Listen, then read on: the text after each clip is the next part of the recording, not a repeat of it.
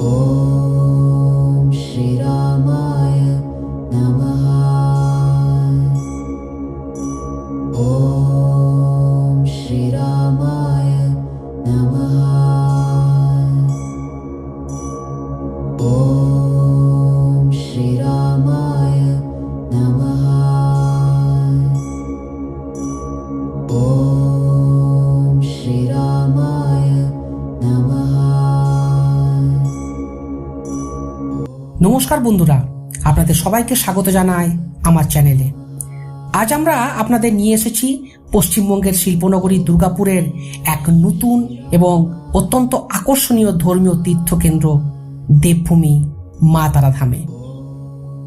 দুর্গাপুর মানে আমরা সাধারণত শিল্পাঞ্চল, ইস্পাত কারখানা এবং আধুনিক শহরের পরিবেশের কথা ভেবে থাকি, কিন্তু এই শিল্পনগরীর বুকে সাম্প্রতিক সময়ে গড়ে উঠেছে এমন একটি আধ্যাত্মিক কেন্দ্র যা খুব অল্প সময়ের মধ্যেই হাজার হাজার মানুষের আকর্ষণের কেন্দ্রবিন্দু হয়ে উঠেছে। সেই স্থানটির নাম দেবভূমি মা তারা ধাম। আজকের ভিডিওতে আমরা জানব কিভাবে এখানে পৌঁছানো যায়, এই মন্দিরের প্রতিষ্ঠার ইতিহাস কি, কার উদ্যোগে এটি নির্মিত হয়েছে, এখানে কি কি দর্শনীয় বিষয় রয়েছে এবং কেন এই স্থানটি এত দ্রুত জনপ্রিয় হয়ে উঠেছে। আমাদের যাত্রা শুরু হচ্ছে দুর্গাপুরের মুচিপাড়া এলাকা থেকে। মুচিপাড়া থেকে বামুনাড়া হয়ে আড়ার অঞ্চলের দিকে এগিয়ে যেতে হয়। পথে পড়ে দুর্গাপুরের ঐতিহাসিক রাড়েশ্বর শিব মন্দির, যা কয়েক শতাব্দী প্রাচীন ঐতিহ্যের সাক্ষী। সেখান থেকে করমদঙ্গা ও চারিপাড়া অঞ্চলের দিকে এগোলেই পৌঁছে যাওয়া যায় দেবভূমি মা তারা ধামে। পুরো পথটি ব্যক্তিগত গাড়ি বা বাইকে প্রায় 20 থেকে 30 মিনিটে অতিক্রম করা সম্ভব। এবার আসা যাক এই দেবভূমির ইতিহাসে। দেবভূমি মা তারা ধাম অত্যন্ত সম্প্রতি 2026 সালে সাধারণ ভক্তদের জন্য উন্মুক্ত করা হয়।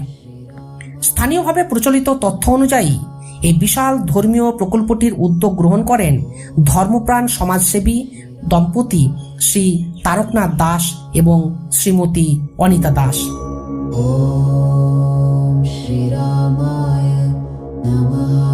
তাদের উদ্দেশ্য ছিল দুর্গাপুর ও আশেপাশের অঞ্চলের মানুষের জন্য এমন একটি আধ্যাত্মিক কেন্দ্র গড়ে তোলা, যেখানে ভক্তরা শুধুমাত্র পুজো নয়, মানসিক শান্তি ও আধ্যাত্মিক পরিবেশের অনুভব করতে পারবেন।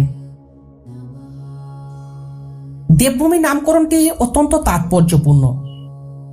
দেবভূমি শব্দের অর্থ হল দেবতাদের আবাসভূমি বা পবিত্র ভূমি। এই ভাবনা থেকেই সমগ্র মন্দির কমপ্লেক্সটিকে একটি পূর্ণাঙ্গ আধ্যাত্মিক তীর্থক্ষেত্র হিসাবে পরিকল্পনা করা হয়েছে।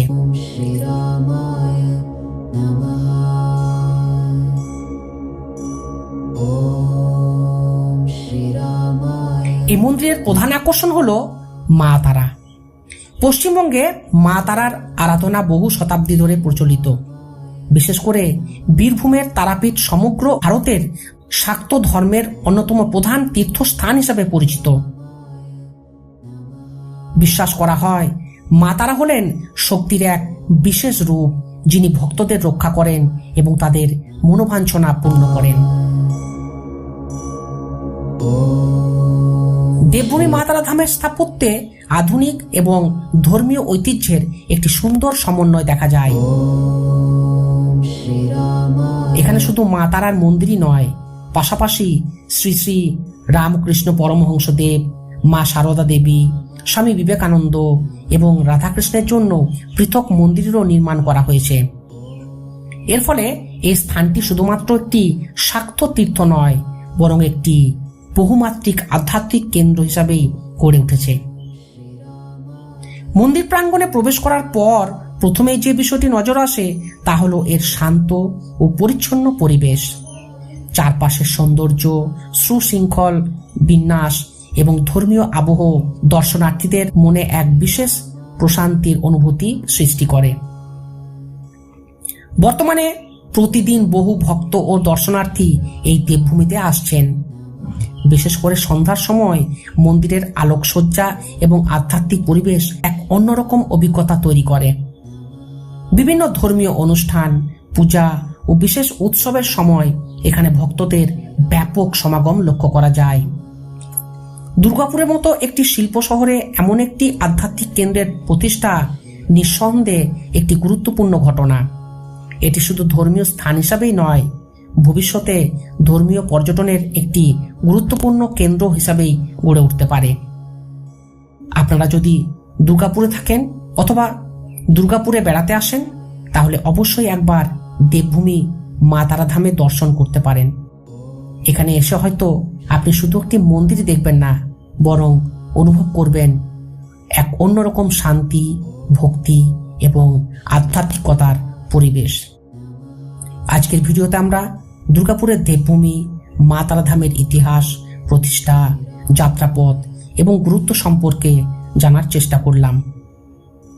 ভিডিওটি ভালো লাগলে অবশ্যই লাইক করবেন, কমেন্টে জানাবেন আপনাদের মতামত এবং চ্যানেলটি সাবস্ক্রাইব করতে ভুলবেন না।